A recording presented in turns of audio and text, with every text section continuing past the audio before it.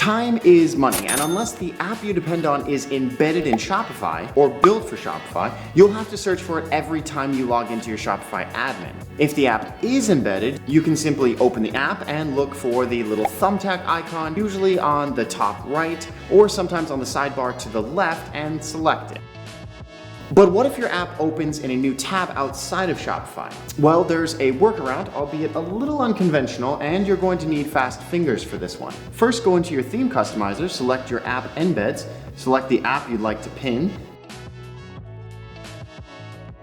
Here's where the fast fingers come into play, and I'd suggest getting your cursor ready to move to the left side of the screen as soon as you've clicked Manage App. Then select Manage App.